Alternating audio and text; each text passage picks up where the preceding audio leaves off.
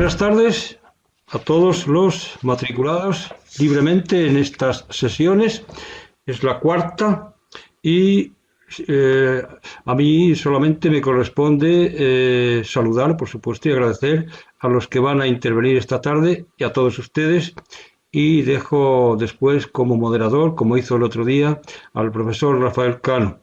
Sí quería recordar que aquellas preguntas que queden sin responder por falta de tiempo serán respondidas privadamente, para lo cual necesitamos algún medio, alguna dirección privada, algún correo electrónico. Los nuestros los tienen ustedes de sobra. Digo esto porque alguna pregunta que ha quedado sin contestar me ha parecido particularmente interesante, porque ha puesto de manifiesto que algo se nos ha olvidado. Bueno, yo creo que se nos ha olvidado mucho, pero la cuestión del uso de las hablas andaluzas en los medios de comunicación no está suficientemente reflejada en los títulos de estas 6 sesiones, aunque yo creo que va a salir en todas ellas.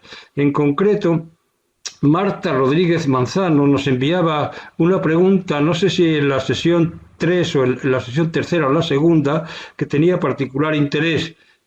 Preguntaba si podremos ver a presentadores andaluces en medios como Antena 3, Telecinco, con rasgos propios del andaluz. Y hacía una pregunta muy vinculada a esta, que si se les exige o se les recomienda o se les sugiere a estos comunicadores andaluces que utilicen un acento neutro. Bueno, le puedo dar un ejemplo. En esas 2 cadenas, exactamente, se está dando ya lo que ella pregunta. Y en concreto, en una de ellas, un presentador de gran éxito estaba haciendo una entrevista a otro con no menor audiencia y en un programa muy parecido, de contenido muy parecido, y una de las preguntas que le hacía era si, como era andaluz, era de Alcalá de Guadaira, aquí cerca de la capital sevillana, le preguntaba si iba a despojarse de su acento, a atenuarlo, y él le dijo que despojarse de su acento no, lo iba a atenuar un poco y en principio lo que sí iba a hacer es articular más. Me pareció una respuesta muy reveladora. Por cierto, que en la entrevista, no sé por qué, estaban presentes los morancos, y cuando este entrevistador le dijo al andaluz que si podía que presentara en castellano perfecto con todas sus eses, uno de los morancos le dijo: no, las eses las hemos dejado fuera, en la calle. Se refería, claro, a las heces con C, pero él naturalmente seseaba. Una ocurrencia que a mí me pareció particularmente graciosa. En esa respuesta hay una de las claves. Iba a atenuar su acento, pero no dijo en qué ni cómo, tampoco dijo qué entendía por ese acento que iba y que se disponía a atenuar. Aprovecho la ocasión para decir que el único artículo del Estatuto de Autonomía para Andalucía que hace referencia a los usos idiomáticos, artículo digo, no en el preámbulo, que no tiene validez ninguna, pues el único artículo que se refiere a los usos idiomáticos dice exactamente que los medios audiovisuales públicos, naturalmente los privados no se pueden meter, promoverán el reconocimiento y uso de la modalidad lingüística andaluza en sus diferentes hablas. Es el único artículo con mucha cautela y que no se puede cumplir, porque evidentemente no se va a poder, los medios públicos no van a hablar en sus diferentes hablas, son muchas. Bueno, de todo esto se hablará. Hoy vamos a tener de nuevo a Ramón Morillo y ahora por primera vez a Elena Leal, que ocupará gran parte de la tarde. Le cedo la palabra a Rafael Cano para que él pues haga un poco de presentador, aunque hemos dicho que no íbamos a presentar a los miembros del grupo de investigación al que pertenecemos todos, y estamos ya bastante presentados, y le dejo la palabra para que él vaya moderando la sesión y filtrando las preguntas. Buenas tardes. Buenas tardes. Bien, ya realmente la presentación ya ha sido hecha y por tanto ahora mismo me queda muy poco. Las intervenciones de hoy van también dentro de esta continuidad se le ha dado al foro, que se le ha pretendido dar al foro, por la presencia, me imagino, la presencia pública de formas lingüísticas andaluzas. La primera intervención, que por lo que veo en el programa parece que es un poco a la limón, entre Elena y Ramón, tiene un título, un título llamativo. ¿Por qué se ríen de los andaluces? Y el subtítulo, que no sé si ha cambiado, ¿no? Al andaluz habla de catetos, o el andaluz habla, en fin, supongo que tiene que ver, claro, con la estereotipización de la forma lingüística andaluza en los personajes. Y bien, yo nada más, nada más voy a hacer ahora mismo, salvo darle las gracias a los participantes, que ya son bastantes, a los inscritos, que ya son bastantes, y le doy la palabra a los dos intervinientes, en el orden que ellos hayan ya decidido intervenir. Bien. Bien, como esta sesión va un poco de la presencia del andaluz en las artes en general, o sea, en la literatura y en las artes y en los medios audiovisuales, cine, televisión, etcétera, hemos decidido repartirnos de común acuerdo entre Elena y yo. Yo me voy a ocupar exclusivamente de la presencia del andaluz en la literatura, y Elena pues hablará, y además creo que traerá unos vídeos preciosos y divertidos de la presencia del andaluz en otros medios. Yo voy a hablar yo solo y supongo que haré un poco la parte aburrida, pero procuraré que sea muy breve para darle tiempo a que nos podamos divertir mejor y pasárnoslo mejor con los vídeos y los ejemplos que trae Elena. Con respecto a la relación entre el andaluz y la literatura, yo creo que hay que cuadrarlo como un aspecto particular de un problema más general, que es de las relaciones que existen entre los dialectos y la literatura.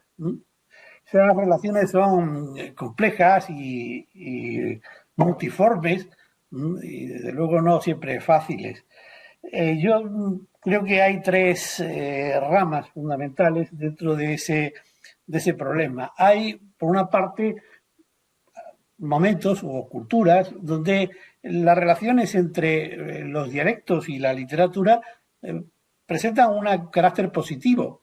Y el caso más palmario que podemos citar es el de el griego clásico, en el que variedades procedentes de algunos de los distintos dialectos griegos se utilizaban a su vez como vehículo predominante para determinados géneros literarios, el ático para la tragedia, o el dórico para la poesía coral, el jónico para la poesía épica, etcétera.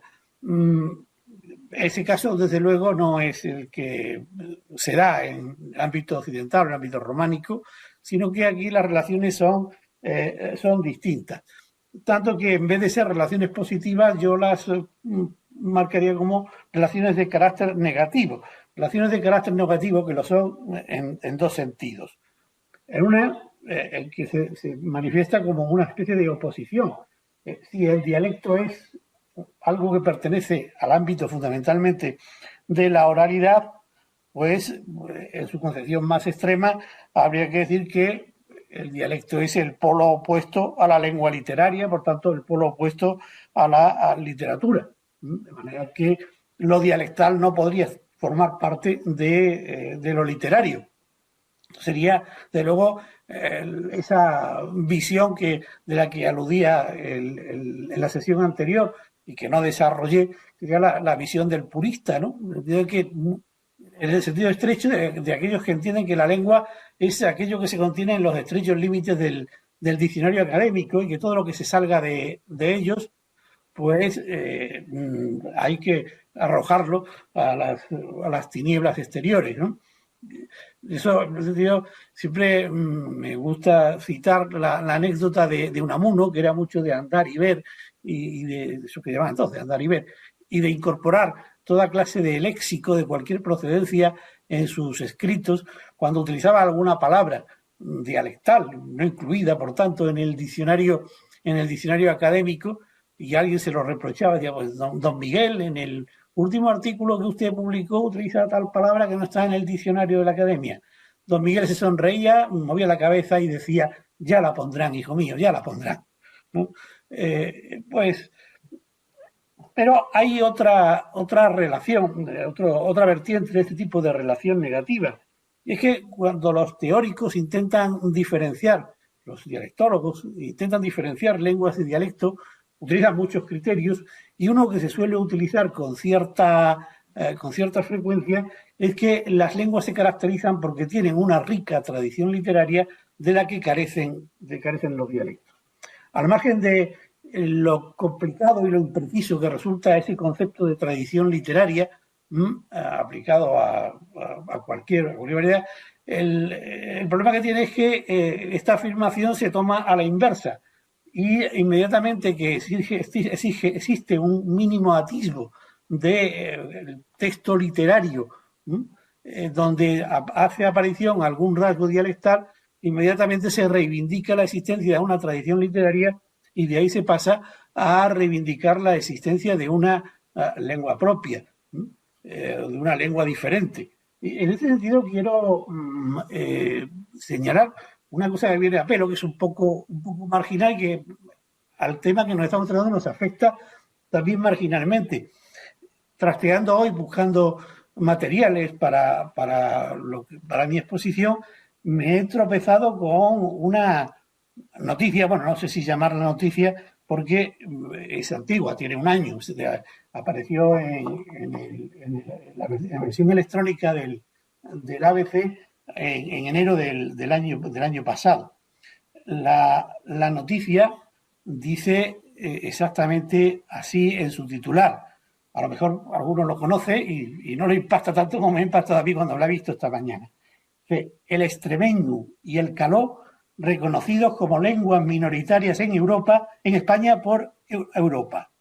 El Consejo de Europa, en su Carta de Lenguas Minoritarias, insta a trabajar para que estas lenguas no se pierdan.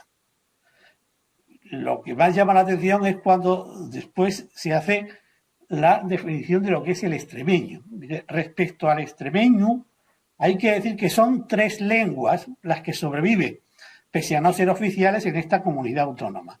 Afala, el portugués rayano y el extremeño, además del español.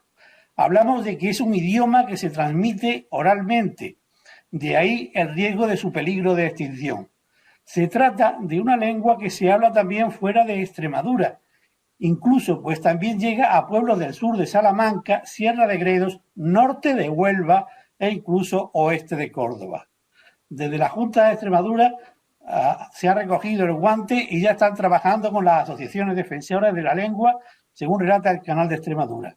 Y como se recoge en la página extremenu.com, se trata de una lengua romance oriunda de la mayor parte del territorio de la Comunidad Autónoma de Extremadura, salvo de algunas localidades rayanas lusófonas y de las comarcas colindantes del norte, el este y el sur, que son de cultura extremeña. También se ha venido conociendo modernamente como castúo, por cómo el escritor costumbrista Luis Chamizo nombró al campesino de casta que retrataba en sus poemas. Es decir, como diría Schiller, contra la estupidez los propios dioses luchan en vano. Eso sí, yo me he enterado que yo, que nací precisamente pues a 20 kilómetros del río Zújar, que es el que marca la raya entre Andalucía y Extremadura en esa parte, y que hace 40 años escribí una tesis doctoral sobre las hablas de toda esa zona, pues ahora, gracias a la Comunidad Económica Europea, al Consejo de Europa, me acabo de enterar que soy hablante y estudioso de una lengua minoritaria en peligro de extinción. Así que esta noche pintaré la pancarta y mañana me iré a la Puerta del Sol a reivindicar mis derechos lingüísticos.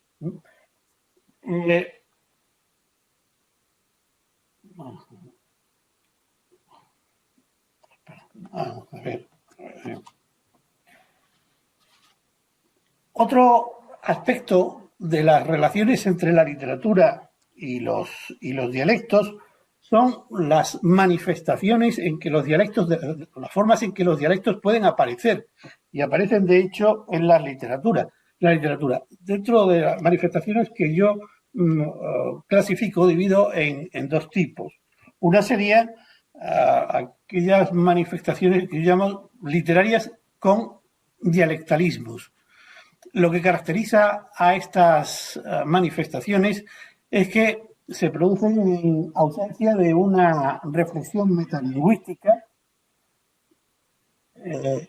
y por tanto son manifestaciones espontáneas, son apariciones de determinadas formas de hablar que son propias de quienes escriben, aun cuando estén escribiendo lo que teóricamente es una tradición literaria distinta de la del dialecto. Estas manifestaciones son propias o se producen dentro de lo que podríamos denominar literatura regional, pero cuidado, entendiendo literatura regional no en el sentido tradicional del término de procedente de las regiones geográficas, sino entendiendo regional como procedente de región, pero en el sentido que le da Coseriu a esa palabra, la región como un tipo de entorno lingüístico. Un entorno lingüístico que Coseriu define como el espacio en cuyos límites funciona un signo en determinado sistema de significación y que estaría delimitado, dice Coseriu, por una parte por la tradición lingüística y por otra por la experiencia de las realidades significadas. En ese sentido, hay literaturas regionales en la medida en que aparecen los rasgos lingüísticos propios y característicos de determinados entornos. Manuel Alvar citaba como rasgo lingüístico andaluz dentro de la escritura de Federico García Lorca un verso que pertenece a un poema uno de los poemas y canciones y donde dice no preguntadme nada, ¿no? Un verso que indica una forma de construcción sintáctica que es indicativo del entorno lingüístico, podríamos llamar región andaluz. Y finalmente, en tercer lugar, habría hay una relación que es lo que podemos llamar, que es la que generalmente se tiene presente o en la que generalmente se piensa cuando se habla de la literatura y los dialectos, la literatura costumbrista.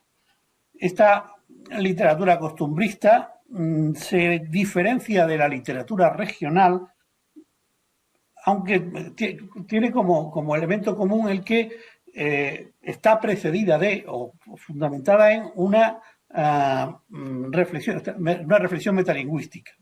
Se diferencia porque tiene una reflexión metalingüística. Se trata, sin embargo, de lo que llama una reflexión metalingüística débil. Es decir, no es un estudio y un conocimiento previo de determinadas estructuras lingüísticas dialectales con el objeto de hacer lo que los planificadores o los estudiosos de la planificación lingüística denominan una selección de corpus, sino más bien es recoger pues eso que llamábamos el otro día el estereotipo, el prototipo de la variedad lingüística, que es el que se incorpora al texto dialectal. Y esa incorporación se realiza con una doble función, una función que podemos llamar que es estética o humorística.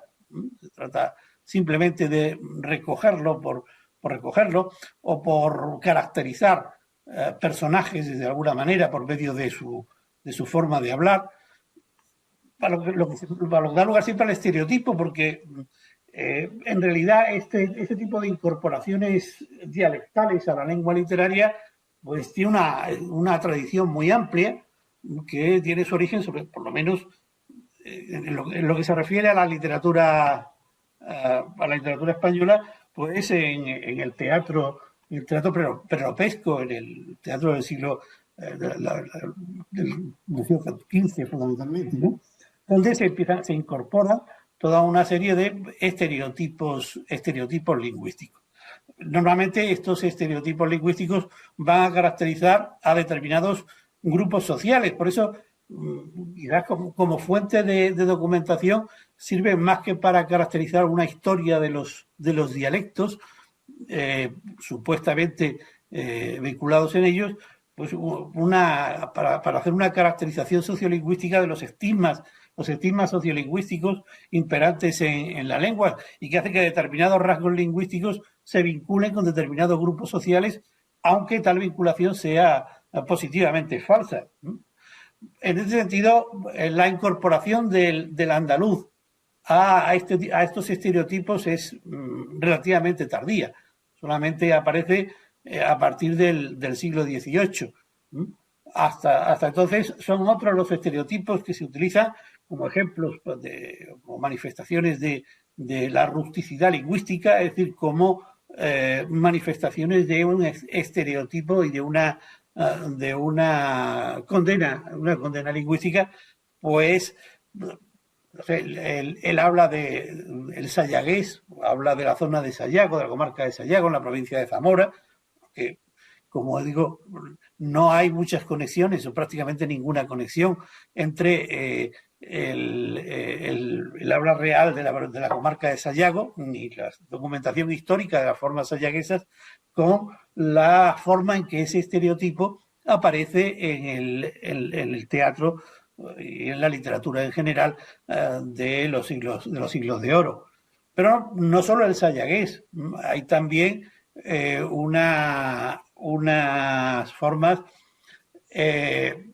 por ejemplo, la propia Tierra de Campos, en la provincia de Valladolid, se muestra, es un estereotipo también de habla rústica que va pues exactamente también desde el siglo XV y que llega por lo menos hasta el siglo XVIII. De la Tierra de Campos hace el padre Isla originario a Fray Gerundio de Campazas, alias Zote, y cuya forma de hablar pues altamente rustificada, él y sus parientes y su entorno, pues aparecen recogidas y satirizadas dentro de la obra del padre Isla. Dentro de esta función estética humorística, como digo, el andaluz se incorpora pues fundamentalmente a partir de finales aunque pueda haber manifestaciones del estereotipo andaluz, confundiéndolo con Valentón, como hace muchas veces Quevedo, el ceceo como forma también. Sin embargo, como un estereotipo más construido, más conformado por una serie de rasgos, solamente desde finales del XVIII y sobre todo en el siglo XIX, donde pues sobre todo donde surge el género primero el cuadro de costumbres, donde el estereotipo andaluz tiene una función esencialmente humorística. La razón por la que se introduce es para resaltar el pintoresquismo y subrayar, y para propiciar pues, la risa, la sonrisa o el humor, aspecto sobre el que yo creo que no hay que preocuparse demasiado. Es verdad que a veces hay mucha gente que se indigna aduciendo que cuando aparece el andaluz en las manifestaciones artísticas es bajo la forma de este tipo de estos estereotipos. En sí, a mí tengo que decir que no me parece ni mal ni bien, que depende en cada caso y de la intención y del contexto y de cada obra en particular, cada texto en particular, pero no creo que haya que por principio de condenar absolutamente nada. El arte es el reino de la libertad y de la habilidad, y si el artista lo hace con habilidad, probablemente no tenga por qué ser objeto de condena alguna. Lo contrario, es decir, lanzarse en tromba contra cualquier manifestación artística que use de manera humorística rasgos andaluces, pues me parece que es como darle de cuchilladas a los títeres del retablo de Maese Pedro, ¿no? No merece la pena. Y hay una segunda intención, una funcionalidad estética, una segunda funcionalidad que es de carácter ideológico. Esa funcionalidad tiene más que ver, esa perspectiva ideológica, tiene más que ver con la manifestación del estereotipo andaluz, no en el cuadro de costumbres, aunque al final el cuadro de costumbres también deriva hacia ello, como sobre todo en la novela de carácter regional, esa línea novelística que, bueno, pues empieza con Fernán Caballero, sigue con Valera, con Alarcón, etcétera, y que está vinculada a una ideología fuertemente conservadora en la cual se exaltan los valores de lo rural, del terruño, de lo como propias, y como una especie de Arcadia feliz, ¿no? Que se ve amenazada por los avances de la civilización. Ese tipo de uso del estereotipo dialectal para representar, para transmitir esos valores, no es exclusivo de Andalucía. Piensen, por ejemplo, sé que un Armando Palacio Valdés los reivindica en la misma medida, o incluso un Pereda los reivindica en la misma medida para Asturias, y en general se reivindica. Gabriel Galán los va a reivindicar para Extremadura, etcétera. Es decir, todas esas literaturas costumbristas que vienen a ser, pues, es una manifestación de esa idea conservadora, de esa ideología conservadora rural, ¿no? Que en realidad lo que enmascara es toda la estructura caciquil de la organización social española desde el siglo XIX y hasta bien entrado el siglo XX. No deja de ser llamativo, sin embargo, que ese estereotipo ahora se haya dado la vuelta, se haya cambiado, y gracias al auge del ecologismo y de el afán de llenar la España vaciada y de recuperar los valores naturales, etcétera, pues ahora estemos nuevamente desde un sesgo ideológico completamente distinto, reivindicando otra vez los valores el ambiente rústico, de la paz del pueblo, la paz del campo, etcétera, frente al ámbito urbano. Esto es básicamente lo que quería decir, y como creo que Elena tiene mucho más material del que yo tengo, pues para dejarle a ella el tiempo para que se dedique a su suyo.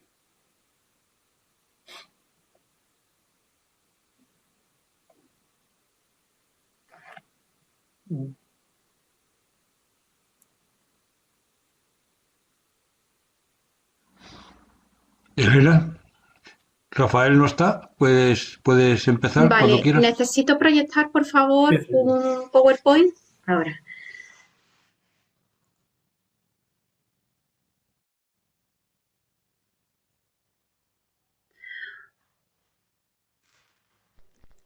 De acuerdo. Muy buenas tardes a todos. Mi nombre es Elena Leal, soy profesora titular del Departamento de Lengua Española, Lingüística y Teoría de la Literatura de la Universidad de Sevilla y miembro del grupo de investigación El Español Hablado en Andalucía.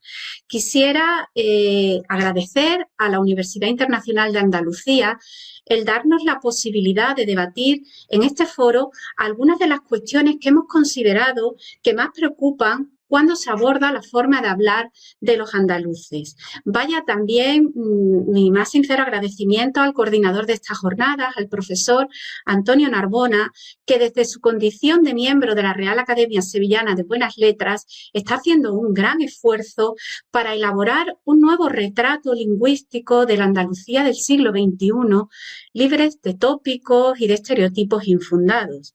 Y, por supuesto, quiero agradecer a todos los participantes pues, que nos acompañen en cada una de estas sesiones.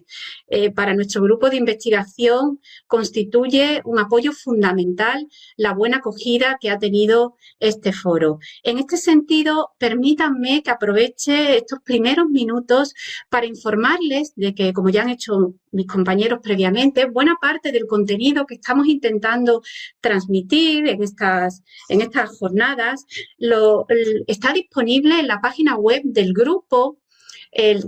Si ustedes ponen en la barra de Google en español hablando en Andalucía, la primera opción es la que les llevará a nuestro grupo. En esa web podrán encontrar lecturas y referencias bibliográficas seleccionadas desde una perspectiva académica, pero también, y esto me parece importante, podrán hacer todas las consultas relativas al andaluz que quieran.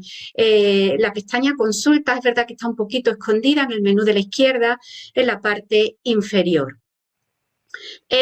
Y también quería informarles de que el libro El español hablado en Andalucía se puede descargar, como pueden ver en la diapositiva, de manera gratuita desde la web de la editorial de la Universidad de Sevilla, editorial.us.es.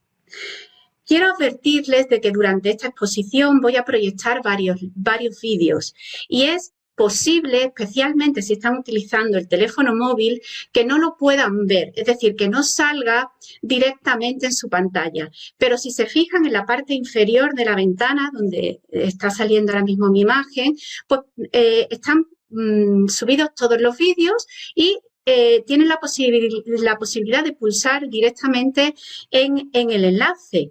Así que podrán verlo en su dispositivo local en el caso de que no lo vean cuando nosotros lo lancemos. Recuerden, por favor, que una vez que nosotros lo lanzamos, se abre en un navegador y tienen que ser ustedes los que cierren la ventana. ¿De acuerdo? Y, por supuesto, recuerden también que pueden formular durante la sesión todas aquellas preguntas que quieran en el chat que está habilitado para ello. Bien, el título de la sesión de hoy está constituido realmente por dos preguntas. ¿Por qué se ríen de los andaluces? Habla de catetos. Y también por un epígrafe, digamos, temático, ¿no? El andaluz en la publicidad. Para unificar la línea argumental y exponerles las ideas fundamentales que les quiero transmitir, quisiera comenzar con una anécdota personal. Hace unos días visité con mi familia la exposición de Caixa Forum, que lleva por título, y lo pueden ver en la diapositiva, Pixar construyendo al personaje. El objetivo de esta exposición era ir viendo cómo, desde los primeros bocetos que se dibujan hasta los retoques de acabado de iluminación y efectos que se logran con los potentes programas informáticos, los creadores, en este caso los creadores de Pixar, se esfuerzan constantemente por contribuir a la trayectoria emocional y a la caracterización individualizada, singular, de cada uno de esos personajes. De esta manera, cuidan sus movimientos, cuidan su diseño y, por supuesto, cuidan lo que dicen. A nadie, sin embargo, se le ocurriría identificar ese maravilloso mundo de la ficción con la realidad objetiva y tangible cotidiana. Volveremos, si les parece, después sobre esta obviedad. Continúo de momento con la visita a la exposición. Cuando veía los bocetos, los estudios de movimiento, las figuras que daban cuenta de la dimensión en el espacio, me asombraba de las expresiones faciales, de los gestos, de las miradas.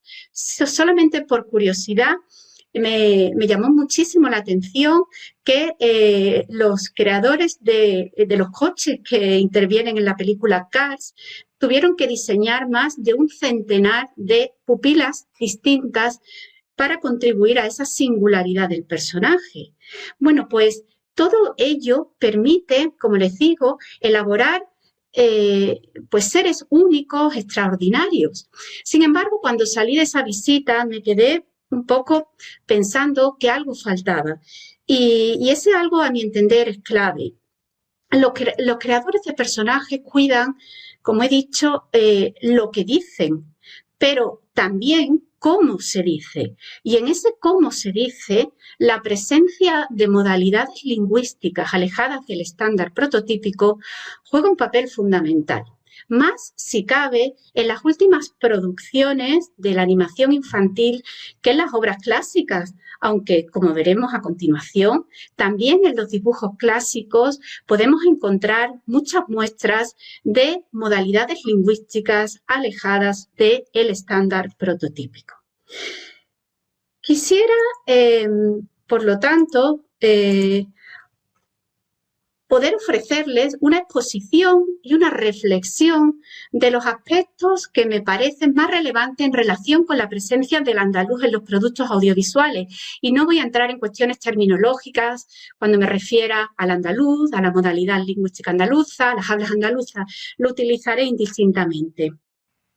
Vamos a ver la presencia del andaluz, como digo, en productos tanto de entretenimiento como en el ámbito persuasivo de la publicidad. Pero lo quiero hacer, como lo han hecho mis compañeros anteriormente, de una manera ordenada. Por eso he estructurado esta charla en torno a 3 preguntas.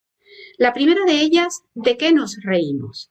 Aquí quiero intentar responder, dando cuenta de los soportes mediáticos que acogen estas muestras de andaluz que provocan ese efecto humorístico. La segunda pregunta, ¿por qué nos reímos? Es decir, ¿qué rasgos de lo que denominamos hablas andaluzas son realmente los responsables de causar la risa? Y en tercer lugar, y esta pregunta, creo que a esta pregunta le podemos dar respuesta a todos al final, si les parece, en la discusión, ¿no? ¿Quién se ríe? ¿A quién se dirige ese producto humorístico? En otras palabras, ¿qué imagen del receptor se configura el emisor para crear un producto audiovisual que tenga aceptación? Porque todos sabemos que cuando se crea un producto audiovisual se tiene muy en cuenta el receptor, es decir, el público objetivo al que se dirige. Intentaremos, en lo que nos va quedando, ¿no? Responder primero a qué soportes mediáticos acogen estas muestras de andaluz que provocan ese efecto humorístico, es decir, a la primera pregunta. Y me voy a centrar en 3 soportes: la animación infantil, las series de ficción y la publicidad. Y encabezo, si se fijan, intencionadamente cada una de estas diapositivas con la pregunta ¿estereotipo sesgado de los andaluces? Y lo hago a sabiendas de que es una pregunta trampa, porque formularla implica que estamos mezclando 2 planos que, a mi entender, hay que diferenciar claramente: la realidad y la ficción. ¿Se acuerdan ustedes del gato con botas, doblado por Antonio Banderas? ¿Se acuerdan del buitre despeinado del libro de la selva, de los cuervos de Dumbo, del gato Jinx en Pixie Dixie? Todos ellos hablan con un marcado acento andaluz, pero es un acento más, entre otros, de los que constituyen las hablas andaluzas. Como ven, al diseñar un personaje, no cabe duda de que entran en juego muchas decisiones para conformar su identidad física y su identidad psicológica. La ficción animada infantil explota discursivamente la existencia de patrones idiomáticos que se asocian a estereotipos sociales como elemento caracterizador. La publicidad también los explota, pero de una manera distinta, como veremos después. De esta manera, en la mente de los espectadores se activan automáticamente esquemas de conocimiento mediante los cuales se atribuyen características comúnmente asociadas a los hablantes que se incluyen en esa categoría. Características que tienen que ver con su personalidad, con su conducta, con sus virtudes, con sus defectos, etcétera. Y en este sentido, la modalidad andaluza ha sido una de las más utilizadas. Y bueno, por ejemplo, la factoría Disney la ha utilizado en sus producciones más clásicas. Vamos a proyectar ahora un vídeo en el que vamos a ver una escena de la película del libro de la selva. En ese sentido, les voy a invitar a volver a la infancia durante esta sesión. Fíjense en esta escena de Mowgli. Es una escena en la que Mowgli, entristecido porque no encaja en la vida de la selva, se topa de pronto con 4 buitres que tratan de animarlo. Me parece significativo el hecho de que en la versión original los buitres, que hablan en inglés, lo hagan en un inglés de Liverpool. ¿Por qué? Pues porque en un principio los Beatles iban a dar voz a estos 4 buitres que, si se fijan después en su estética, pues los flequillos, los pelos, ¿no? Pues puede recordar un poco al cuarteto.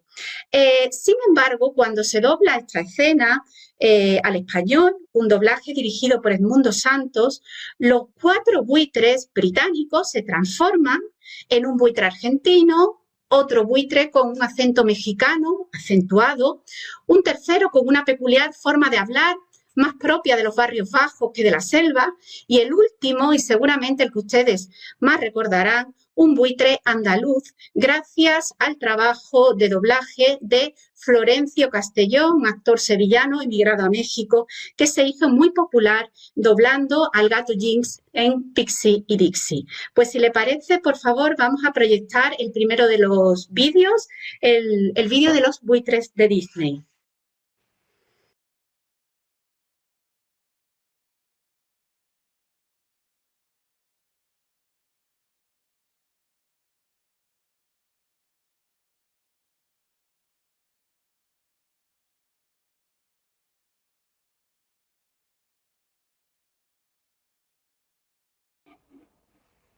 Bueno, como ven, la modalidad andaluza está presente, pero están presentes también otras modalidades del mundo hispánico fácilmente reconocibles, ¿no? Bueno, por un oído no necesariamente experto en la materia.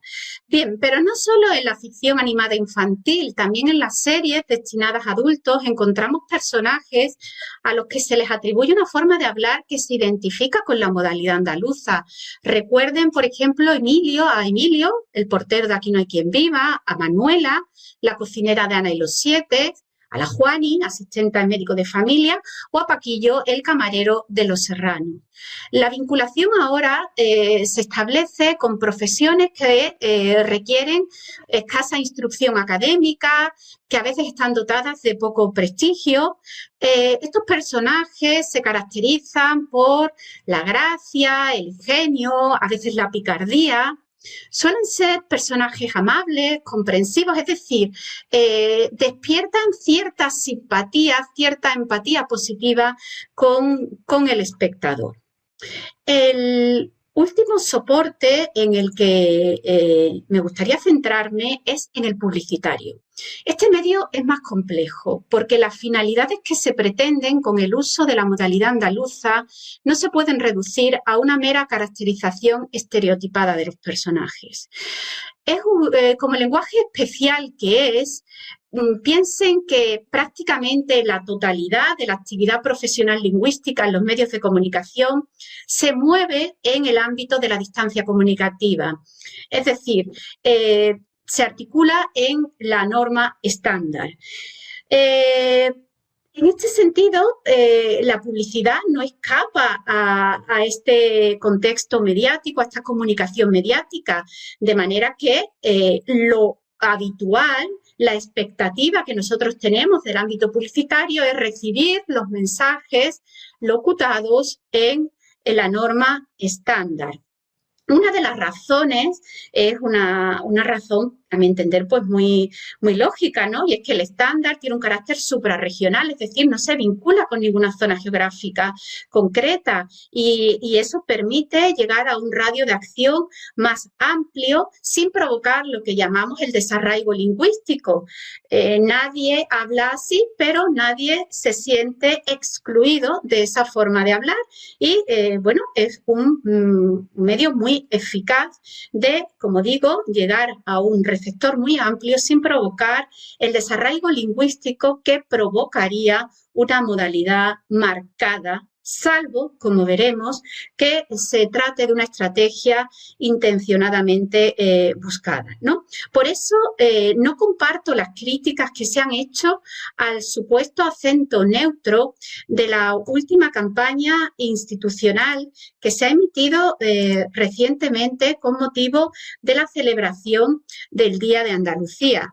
Y vamos a verla y después, si les parece, pues la comentamos. Por favor, si pueden poner el vídeo número 2.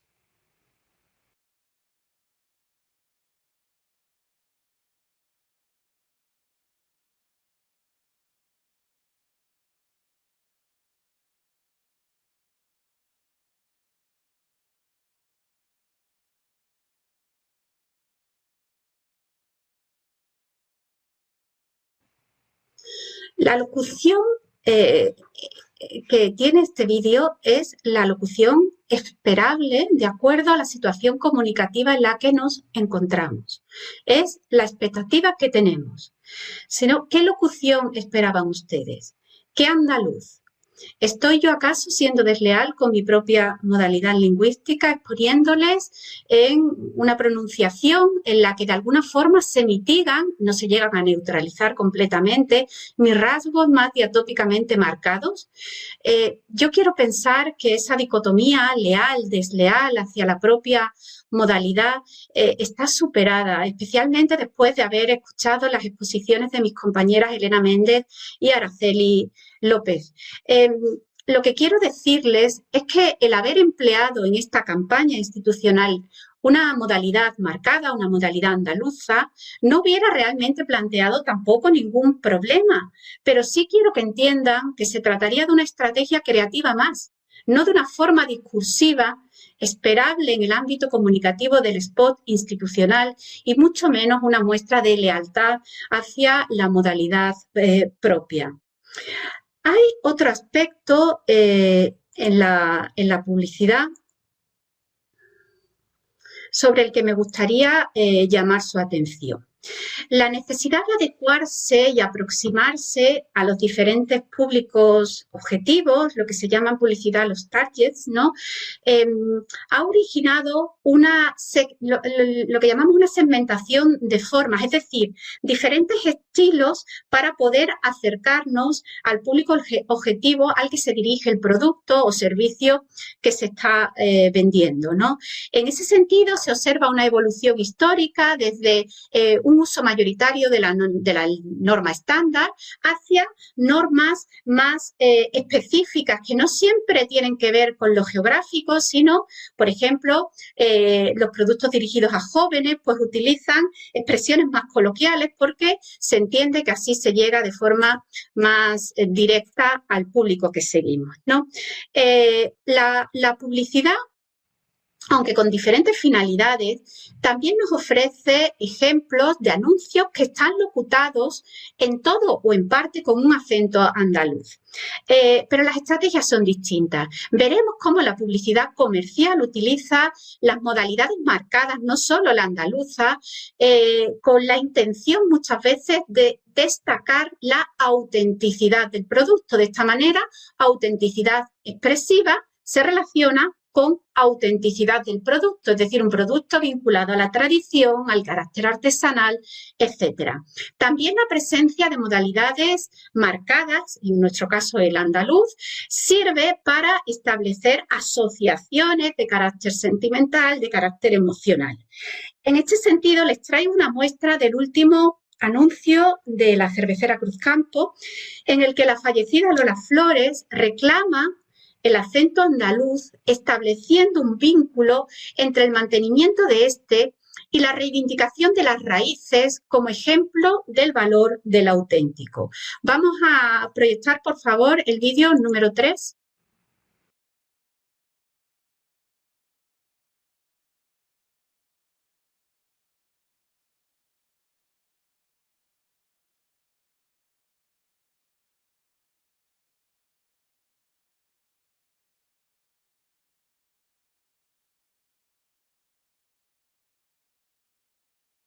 Bien, hemos visto esa asociación entre autenticidad expresiva y raíces, ¿no? Pero les voy a poner, si quieren, un contraejemplo para que vean cómo esa asociación entre autenticidad expresiva y raíces se puede conseguir también con un acento neutro.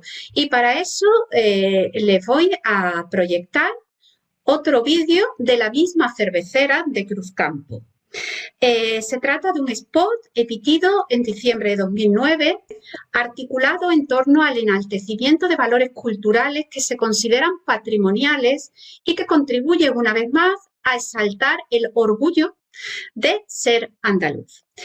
Fíjense en el vídeo cómo se muestra la riqueza cultural, gastronómica, geográfica y monumental de la región. En este vídeo, la construcción mediática de Andalucía se conforma en cierta medida mediante los mismos elementos definidores a veces del concepto nación, la uniformidad cultural, social, la unidad territorial y, como no, la cohesión lingüística.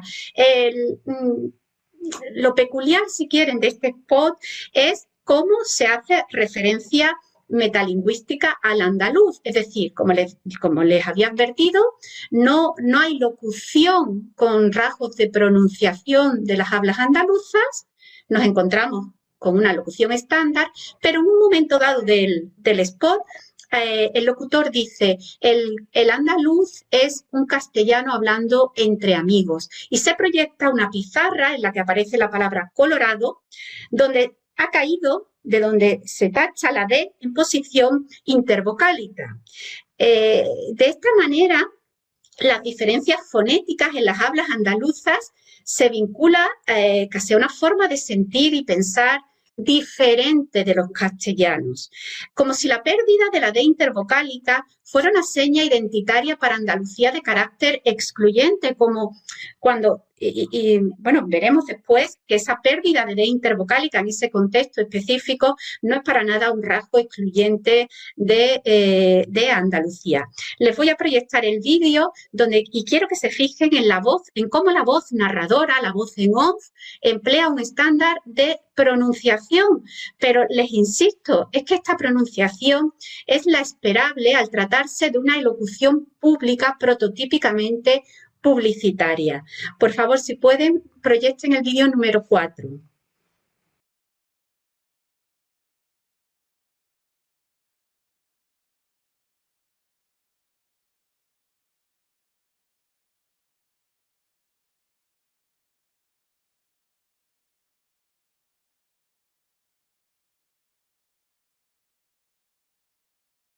Bien, han podido observar cómo la misma empresa utiliza dos formas diferentes de locutar un spot publicitario y, a mi entender, logran el mismo efecto, ¿no?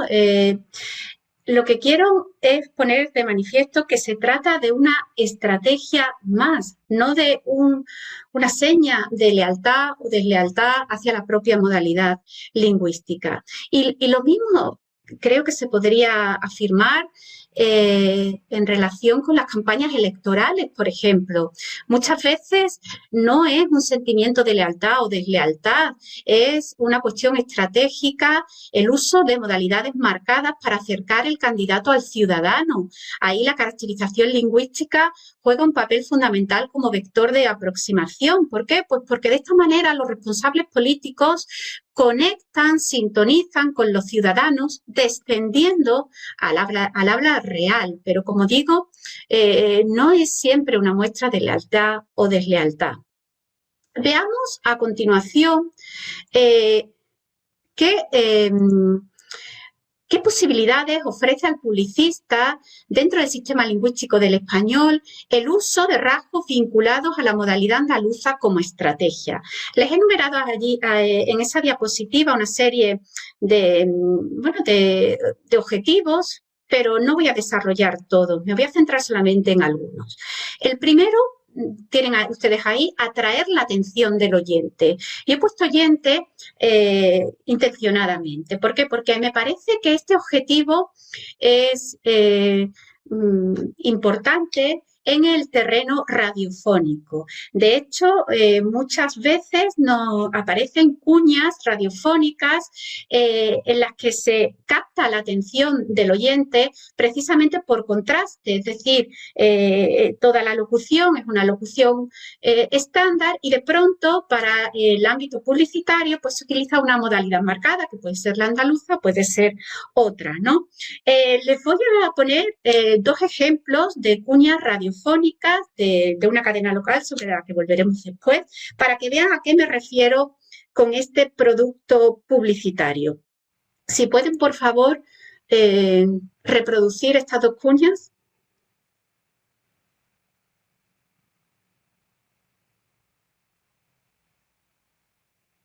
¡Oh, una reforma!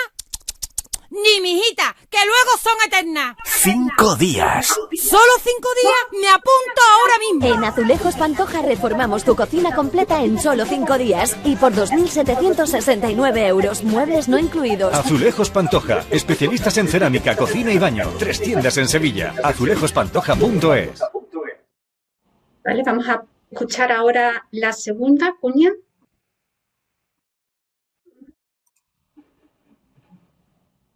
Con la freidora encendida. ¿Y qué has hecho? Pues se me encendió la bombilla y llamé a Cerrajería Macarena y en el tiempo de hacerse las concretas ya estaban dentro. Cerrajería Macarena, reparamos todas las cerraduras, las 24 horas. 954 35 74 64. Cerrajeriamacarena.com, en Avenida Cruz Roja 18, Sevilla. Vale. Bueno, pues hice un estudio para cotejar, ¿no?, qué proporción de cuñas radiofónicas emitidas en una misma cadena, en este caso una cadena local, ¿no?, Radio Sevilla, durante 2018. Para que vean ustedes, bueno, puedan constatar empíricamente que es que realmente lo esperable en este tipo de productos es la variedad, la norma estándar, ¿no?, de un total de 2.500 cuñas radiofónicas que se emitieron en Radio Sevilla durante 2018, solamente 34 presentaban en todo o en parte una modalidad andaluza, lo que supone el 1,4%.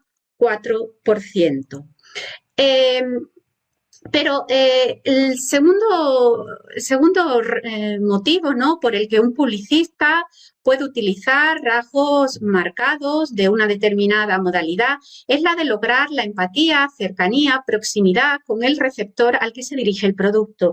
Ya hemos comentado esto en relación, por ejemplo, a las campañas electorales. Me voy a centrar ahora en una finalidad que es propia de la publicidad comercial, que tiene que ver con el uso de la modalidad para acentuar la autenticidad de un producto.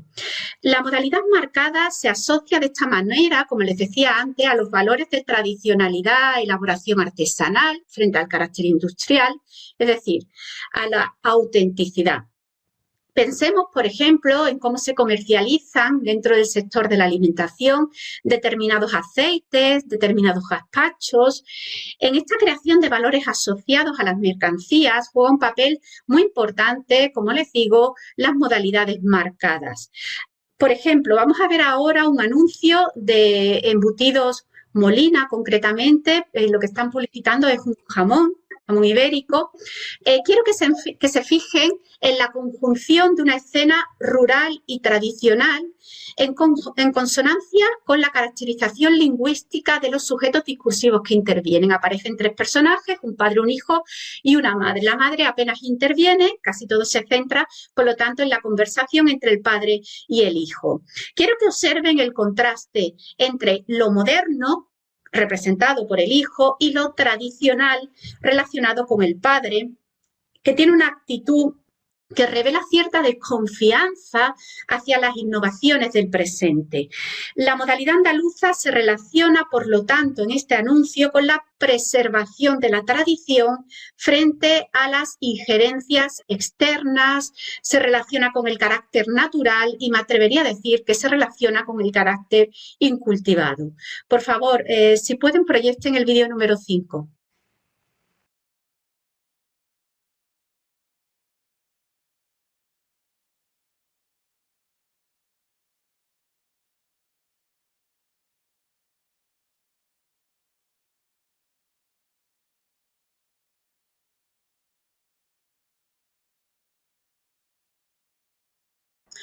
Pero en esta finalidad el andaluz no está solo, es decir, no solo vende el andaluz. En esta misma asociación entre modalidad lingüística y autenticidad del producto se sustenta buena parte de los anuncios publicitarios de la fabada Litoral, protagonizados por la tradicional abuela de Litoral. En las intervenciones de este personaje, porque no deja de ser un personaje, yo quiero insistirles durante toda esta intervención en la necesidad de diferenciar nítidamente entre ficción y realidad. pues como les decía, en los discursos de la abuela de Litoral encontramos rasgos de la pronunciación asturiana. Por ejemplo, la diptongación del verbo ser, la colocación del pronombre átono después del verbo. Fíjense en el último de los vídeos que les voy a proyectar, ¿no? Cómo esta abuela asturiana también pierde entre comillas, ¿no? La D intervocálica en una de sus últimas intervenciones cuando dice como tuvo congelado, es decir, como estuvo congelado, pues porque el turista al que han acogido lo encontraron congelado en un bloque de hielo, eso no se ve, pero se lo explico yo. De manera que esa caída de D intervocálica, que se atribuye muchas veces a un rasgo del andaluz, exclusivo del andaluz, es más que una marca diatópica, realmente una marca de registro informal. Bueno, pues van a ver ustedes en este último vídeo cómo la estrategia publicitaria se basa en el contraste entre tradición y modernidad. En esta ocasión, la modernidad se logra, ¿no? Se plasma por la irrupción de las redes sociales en un entorno rural. Pues si pueden, por favor, proyectar el vídeo número 6.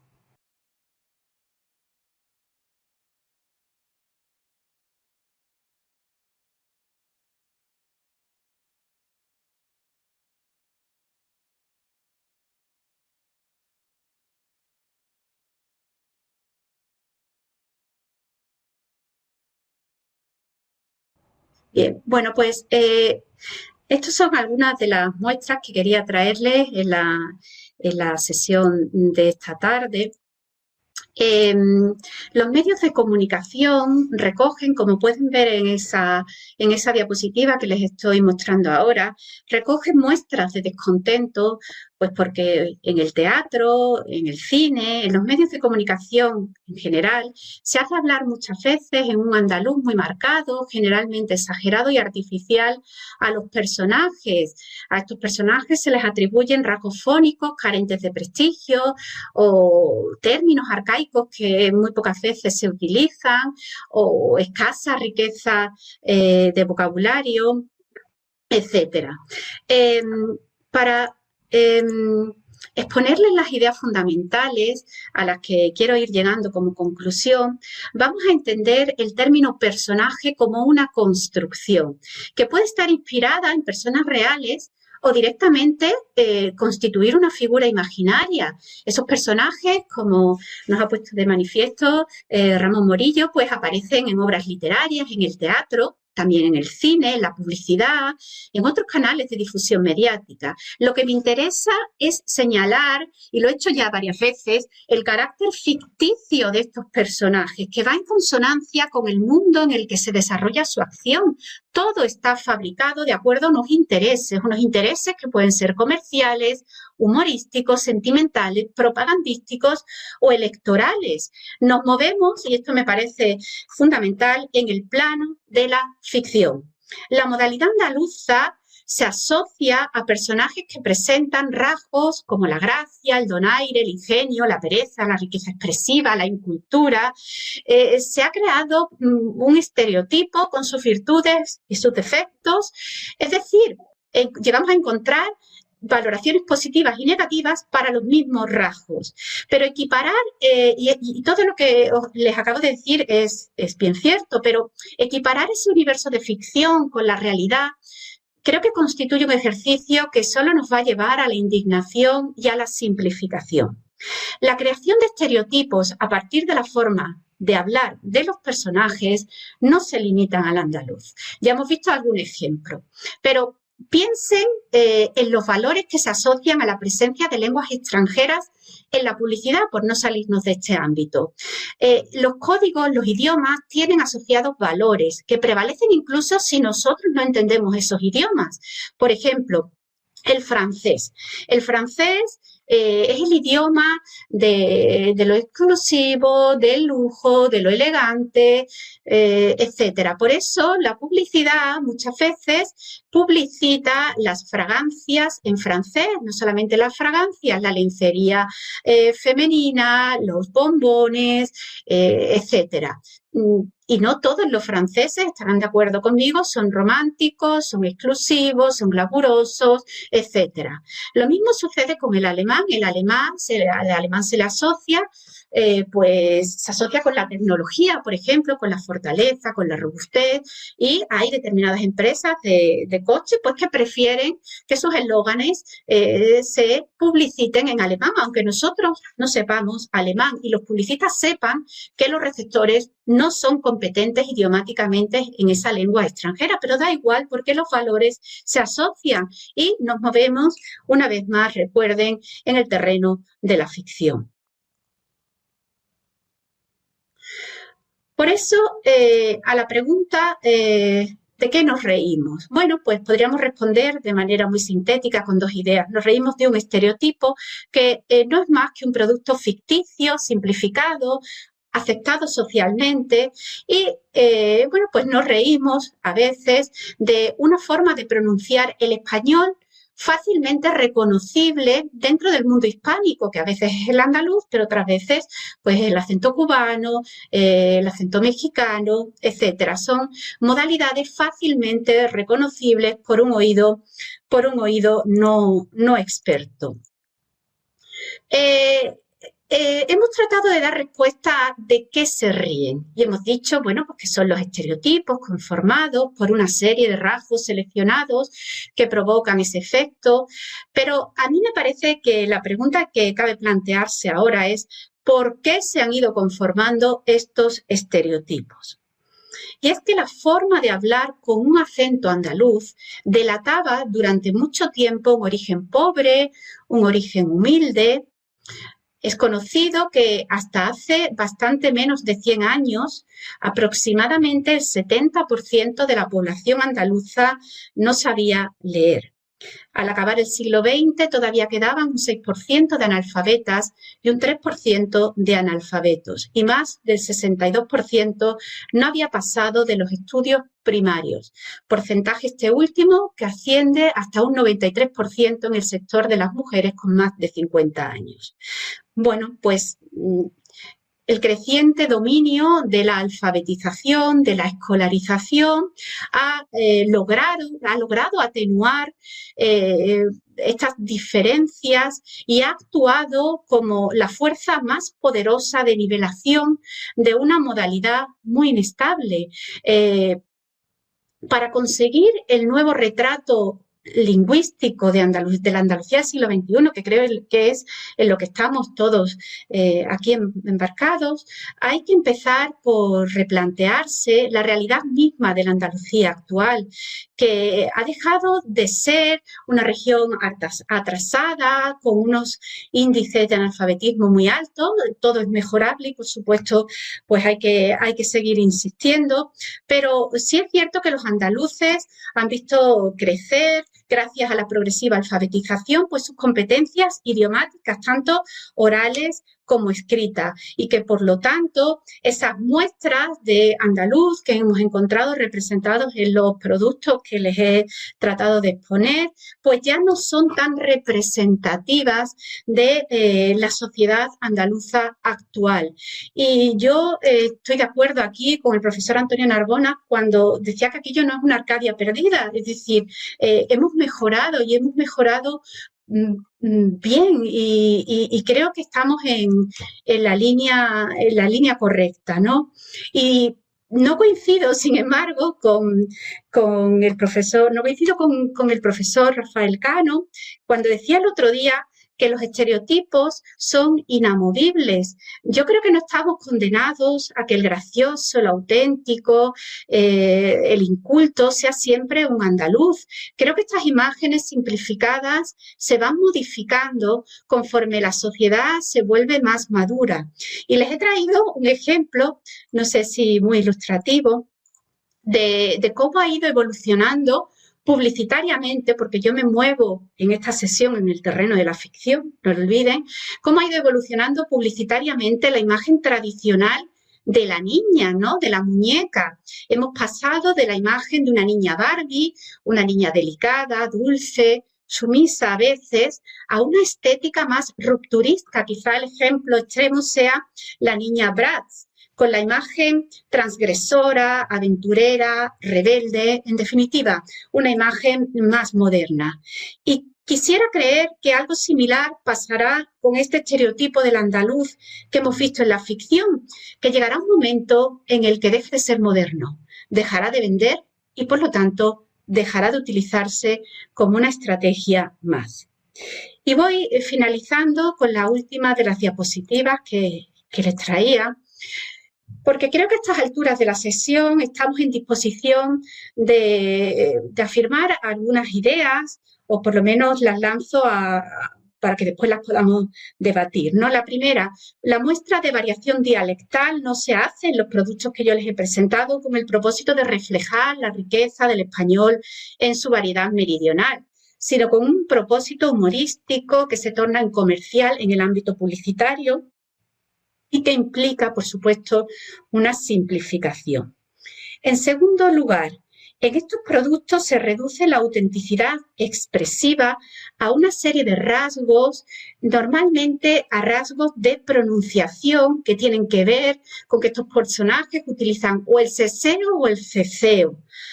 La pronunciación aspirada de la J, la pronunciación fricativa de la che, la pérdida de la D intervocálica, la aspiración de la S implosiva y final, o utilizan apócopes del tipo mu, to, o expresiones como ju, so.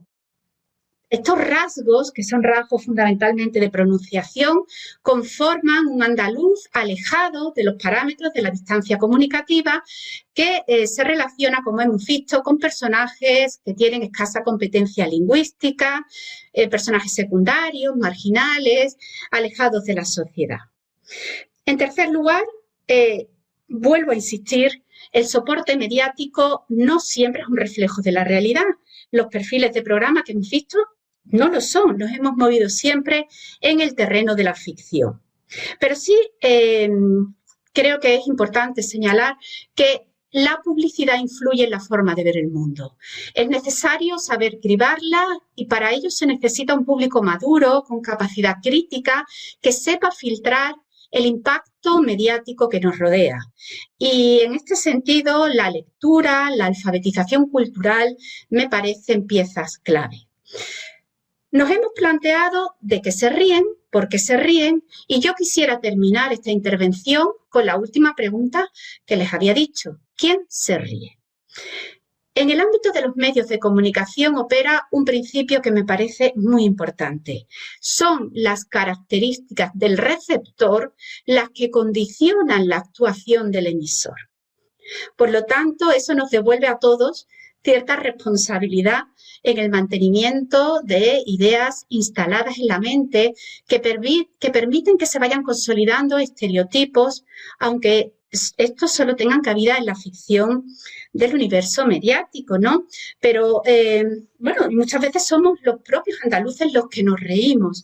Y estoy de acuerdo con Ramón Morillo en que eso tampoco es una condena. Quiero decir, la risa no tiene por qué implicar la connivencia, la complicidad de los receptores, sino que muchas veces actúa como un recurso distanciador y creo que así hay que entenderlo.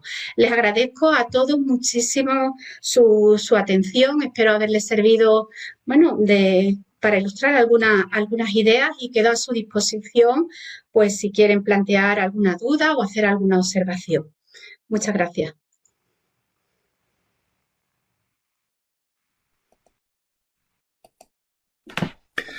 Pues muchas gracias a los dos intervinientes, a Elena y a Ramón.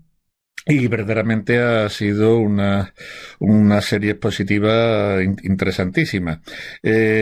Hay muchas intervenciones. Lo que pasa es que la mayoría de las intervenciones son más que preguntas, son comentarios al hilo de lo que habéis estado exponiendo, y sí, parece que la publicidad es la que se lleva un poco la palma, porque verdaderamente la publicidad es la que todos aquí tenemos. ciertos tipos literarios, bueno, pues ya a lo mejor no están tan en nuestro mundo inmediato, pero la publicidad sí la tenemos por todas partes, en televisión, en radio. Entonces se habla de varias cosas, por ejemplo. Bueno, se dice sí, que es una estrategia, efectivamente ya eso tuyo sí es una estrategia en el uso del andaluz en los anuncios, efectivamente tú ya lo has dicho muy, muy bien, efectivamente, pero claro, aquí yo veo, antes de, bueno, perdón, voy a seguir. Se sigue preguntando otro interviniente, una estrategia pensada hacia la juventud andaluza para que estos se vean más reflejados e identificados, y también hay una pregunta sobre si no consideráis, pone que los intervinientes, que el uso del andaluz en las locuciones publicitarias es un reflejo del creciente orgullo que hay por este acento, cosa que yo dudo un poco porque me voy más bien.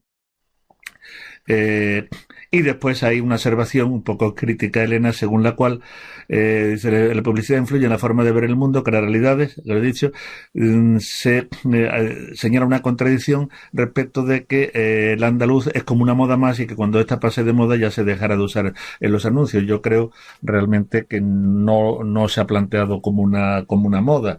Bien, por tanto, estrategia es una moda que es pasajera, tiene que ver con el orgullo, con el no orgullo, está puramente con efectos prácticos inmediatos de ganarse la adhesión de un público, de ese público al que se dirige, en este caso juvenil. En fin, esas son. He sintetizado un poco las ideas que me parece haber visto en esto, que son más que preguntas, casi comentarios al hilo de lo que estabais diciendo. Yo creo que lo que se plantea como alternativa no es que sean excluyentes, es que pueden ser varias cosas, dependiendo de cada campaña publicitaria, pueden tener una intención u otra, pueden poner de manifiesto unos aspectos u otros, unas pueden dirigirse al orgullo y a subrayar el orgullo, a incitar al orgullo, otras pueden dirigirse a incitar el humor para conseguir otros fines determinados. Es que yo creo que una cosa no quita la otra. Sí, efectivamente, yo es que no veo ninguna contradicción. Para mí el perfil el perfil de hablante andaluz es hablo de cómo me gustaría que fuese el perfil de hablante andaluz, pues igual que un asturiano, quiero decir, un hablante que pudiese dominar todos los registros en cualquier situación comunicativa en la que se encontrase. Para mí esa es la marca de cultura, ¿no?, de alfabetización, y es a lo que aspiro, ¿no?, que podamos tener todos en Andalucía. Sería una muestra de evolución, de que la región ha dejado de ser esa región atrasada, ¿no?, que se estereotipa. No veo contradicción ninguna, es decir, yo soy andaluza y yo siento orgullo por mi tierra, por mi forma de hablar, pero eso no quita que cuando tengo que dar las clases, pues adquiera una pronunciación no más forzada, sino, en mi opinión, una pronunciación más adecuada, y que entienda que en la publicidad se puede utilizar la modalidad andaluza como una estrategia más para resaltar el orgullo, pero igual que se puede utilizar la bandera o que se pueden utilizar otros símbolos, ¿no?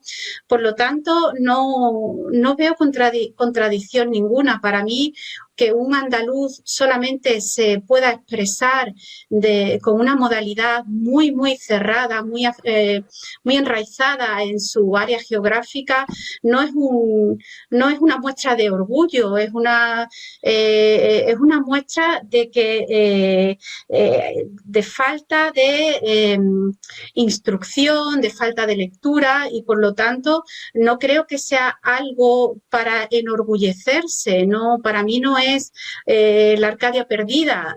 Para mí, como decía anteriormente, un hablante es más culto cuanto más variedad de registro tiene. Sí, gracias. Hay algunas intervenciones que nos ponen en contacto con América. Y hay alguien que recuerda un anuncio de Coca-Cola, que yo ahora recuerdo vagamente, donde hay una persona que habla con un acento argentino en ese anuncio de Coca-Cola. Dice que pienso que esa modalidad no produciría ningún rechazo y que llegaría al consumidor potencial. Bueno, es un comentario.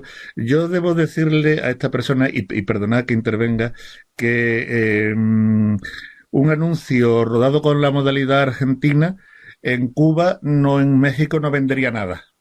No vendería nada justamente porque el acento argentino en Cuba o en México o en la misma Venezuela es considerado de una manera bastante negativa. El mexicano también tiene su... a esto recuerdo algo que en fin, una persona muy querida por nosotros, Humberto López Morales, cubano de origen, puertorriqueño de adopción y español al final, hablaba de algo que parece una simplicidad, pero que es el problema de los culebrones hechos en Venezuela, cuando Venezuela producía culebrones en la ficción y no en la realidad. Los culebrones, cómo tenían que adaptarse, y a muchos se hacían en Miami, en fin, adaptarse para que llegaran a toda América, porque había que buscar, eso sí, un acento neutro que tuviera, pero claro, un culebrón con un argentino, el argentino inmediatamente, salvo en Argentina, el resto de América lo rechazaría. El cubano tampoco acabaría siendo, es decir, era una situación muy complicada. No sé, porque además también se pregunta que si en Cuba o en Argentina los anuncios institucionales neutralizan. No lo sé. Lo único que recuerdo es al embajador de Cuba en la ONU hace unos años hablando con todas las S finales, cosa que un cubano hablando en su ámbito elimina con la misma o con más facilidad que un andaluz. Y otra pregunta, y ya no quiero intervenir más. Dice, todos los vídeos y audios presentan la modalidad occidental de las hablas andaluzas. ¿No hay ejemplos de la modalidad oriental? Pues me parece una pregunta muy interesante, porque también lo he pensado. Yo no lo he encontrado. No he encontrado la abertura vocálica, por ejemplo, en ningún personaje de Disney, ni en ninguno de los productos, ¿no?, que he analizado. Y tan andaluz es el andaluz oriental como el andaluz occidental. Sin embargo, no forma parte de esos rasgos que constituyen el estereotipo mediático del andaluz. Y bueno, estoy totalmente de acuerdo. Me encantaría y le invito a que si lo encuentra, por favor, lo comparta conmigo, porque yo no lo he encontrado. Ni el mediático ni el literario. Es que los rasgos que consideran el estereotipo son los que consideran el estereotipo. Y son fundamentalmente o comunes o exclusivos del andaluz occidental, pero no de la andaluz oriental. Ahora, yo creo hay una cosa que no hemos mencionado aquí y que creo que tiene alguna relación con la difusión de los estereotipos del andaluz. Los primeros descriptores del andaluz, me refiero, por ejemplo, a Alvar y antes Américo Castro, hacen una observación que es muy curiosa y es que lo que caracteriza al andaluz frente a otras modalidades dialectales es la enorme altura social, la enorme penetración social que ciertos rasgos andaluces, ellos al principio dicen que todos, que ciertos rasgos andaluces alcanzan en Andalucía. Eso yo creo que tiene que ver bastante con la difusión del estereotipo, ¿no? La caracterización del andaluz, que no solo caracteriza necesariamente a hablantes de bajo nivel cultural, sino a todo tipo de hablantes. Gregorio Salvador exageraba esa afirmación diciendo que en el andaluz no se puede hacer sociolingüística porque no hay, pues la distribución es uniforme. Sí, Ese es otro punto que alguna vez he entrado alguna vez, pero los estereotipos mentales de los investigadores científicos sobre las hablas andaluzas, que no están desprovistos de una costra ideológica. Y no sé que si fue Llorente, o fue Alvar, o fue quién fue que dijo que en Andalucía el catedrático habla como el último bracero del campo. No sé quién fue, pero claro, lo dice Alvar. ¿Qué, perdón? En Sí. el artículo ese que escribió sobre sociolingüística urbana del habla de Sevilla. Sí, es cierto, sí. Y bueno, pues realmente cada vez se muestra que son... ¿Qué, perdón? Lo menciona citando a Américo Castro, el articulito ese de las hablas andaluzas que publica Américo Castro. Sí. Efectivamente. Uh-huh. Eso también es otro elemento. Bien, a ver, más preguntas.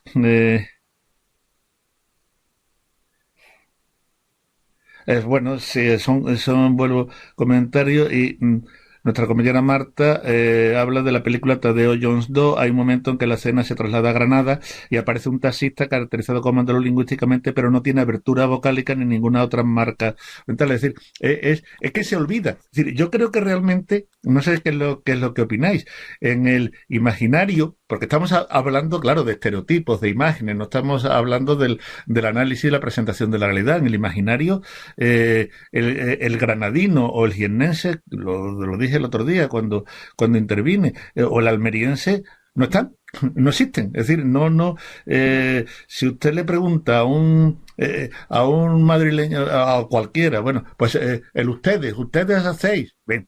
Pero es que resulta que en Granada pues eso no existe, o en Almería tampoco. Entonces, el imaginario está hecho solo de la parte más occidental y más llamativa. La otra no se le da.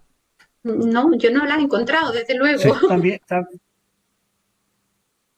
también tiene que ver probablemente con la menor perceptibilidad de los rasgos orientales.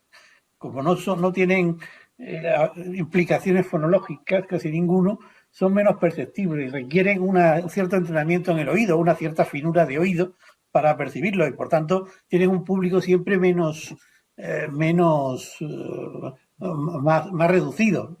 ¿Entiendo? Pasa lo mismo, por ejemplo, una cosa que caracteriza en realidad, que es quizás lo más característico del andaluz, que es, como decía Damasio de Fría, ¿no?, el sibilo de la S, es decir, la forma la S dentalizada no forma parte del estereotipo, en la medida en que no tenga las repercusiones fonológicas del ceseo-ceceo. Es que nuestro oído lingüístico es fonológico, no es fonético.